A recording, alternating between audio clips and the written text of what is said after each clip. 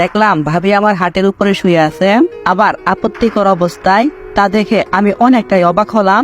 আমি বললাম, এ কি ভাবি, তুমি এখানে কেন? দেখলাম ভাবি কান্না করছে, আর ভাবি মনে মনে বলছে, এবার তোকে কে বাঁচাবে স্বামী, কোথায় যাবি তুই? ভাবি বলতে লাগলো, স্বামী কালকে আমাকে একা পেয়ে আমাকে বাজে কাজ করার জন্য আমাকে প্রস্তাব দিয়েছিল। আমি মানা করাতে আমাকে জোর করে এই বলে সে কান্না শুরু করে দিল। তখন আব্বু আর ভাইয়া আমার দিকে রাগি চোখে তাকালো। আমি বললাম, আপু ভাবি সব মিথ্যা বলছে, আমি এমন কোনো কিছু করি নাই। আব্বু বলল, একটা মেয়ে তার সতীত্ব নিয়ে কথা বলবে? ভাইয়া বলতে লাগলো, কত আদরের ছিলি তুই, তোর জন্য নিজের জীবনটা উৎসর্গ করে দিয়েছি, কতই না কষ্ট করি দিন রাত, আর তুই কি না? আমি এতদিন ভেবেছিলাম তুই আমার ভাই, কিন্তু আজকের পর থেকে স্বামী নামে আমার কোনো ভাই নাই, তুই এখান থেকে বের হয়ে যা।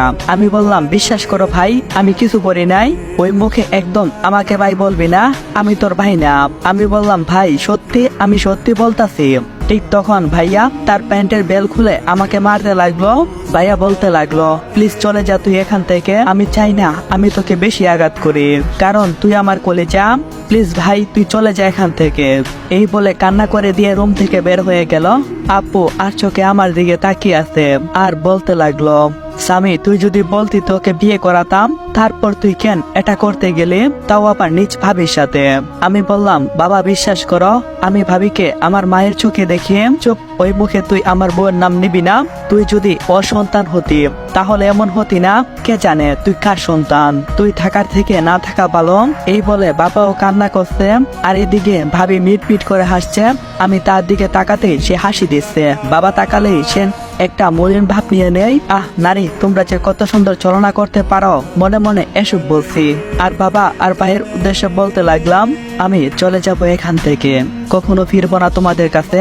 কিন্তু তোমরা এটা ভুল করলে, যেদিন তোমরা সত্যিটা জানতে পারবে সেদিন তোমরা আফসোস করবে। এই বলে বাসা থেকে বের হয়ে গেলাম। পকেটে কি আছে সেটাও দেখলাম না, জাস্ট ফোনটা হাতে নিয়ে বের হয়ে পড়লাম। উদ্দেশ্য মামার বাড়িতে যাব। জানি মামা আমাকে কখনো অবিশ্বাস করবে না, আমাকে ফেলে দেবে না। তাই হাঁটতে হাঁটতে মামার বাসার সামনে দাঁড়িয়ে আছে। এত রাতে হয়তো আমাকে দেখে তারা অনেকটাই অবাক হবে। বাসার সামনে আসতেই দারোয়ান বলল, আরে মিস্টার স্বামী যে এত হন্তদন্ত হয়ে রাতের বেলায় আসলেন যে? আমি বললাম, একটু সমস্যায় পড়ছি আঙ্কেল। মামা কি বাসায় আছে? দারোয়ান বলল, হ্যাঁ আছে, আপনি বাসার ভিতরে যান, আমি কল করে বলে দিচ্ছি। দারোয়ান মামাকে কল করলো, মামা আমাকে ভিতরে যেতে বলল। আমি ভিতরে গেলাম। আমাকে দেখে মামা বলতে লাগলো, কি হয়েছে স্বামী, এত রাতে যে তুমি এখানে? আমি মামাকে সবকিছু খুলে বললাম, প্রথম থেকে যা যা হয়েছে। তখন মামা আমার কাঁধের উপর হাত রেখে বলল, চিন্তা করো না, আমি তো আছি। বই তোমার মামিকে নিয়ে, তোমার মামি তো একদম তোমাকে সহ্য করতে পারে না। যাও উপরে রুমে গিয়ে শুয়ে পড়ো, সকালবেলা আমি তোমাকে ডাক দেব। আপনাদের তো বলাই হয়নি, প্রায় 12 ঘন্টা প্লাস হেঁটে এসছি, অনেকটাই ক্লান্ত, রাতও প্রায় অনেক হয়ে গিয়েছে, তাই ফ্রেশ হয়ে শুয়ে পড়লাম। মামাকে বলছিলাম খাবারের জন্য, কিন্তু এখনো কোনো ব্যবস্থা করতে পারিনি, কারণ আমার মামি একদম আমাকে সহ্য করতে পারে না।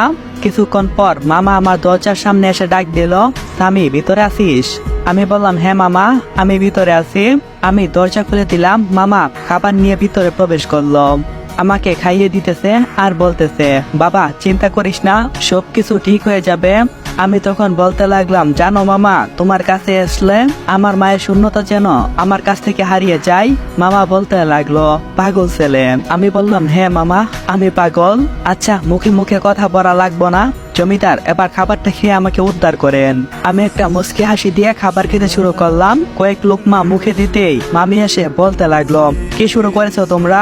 আর স্বামী তোমাকে না কতবার বলছি তুমি আসলে আমাদেরকে বলে আসবে, আর তোমাকে কতবার বলছি বাসায় একটা উপযুক্ত মেয়ে আছে, যাকে না তাকে তুমি বাসার ভিতরে জায়গা দিবে কেন, তাও আবার জান্নাতের রুমের পাশে। তখন মামা বলতে লাগলো, তুমি এসব কি বলছো সালমা, স্বামী তো আমাদেরই সন্তান। তখন মামি বলতে লাগলো, তুমিও দেখি এখন মুখে মুখে কথা বলো, যদি আবারও মুখে কথা বলো তাহলে আমি এই বাসা থেকে চলে যাব। মামা আর কোনো কিছু বললো না, কারণ মামা মামির উপরে কথা বলে না। আমি বললাম, আমি আসাতে মনে হয় মামির অনেকটা সমস্যা হয়েছে। আচ্ছা মামি, আমি কালকে সকালে চলে যাব, আর কখনো আসবো না। মামা বলল, তুই কি পাগল হয়েছিস, কোথায় যাবি? আমি বললাম, আমি জানি না আমি কোথায় যাব। তখন মামি বলতে লাগলো,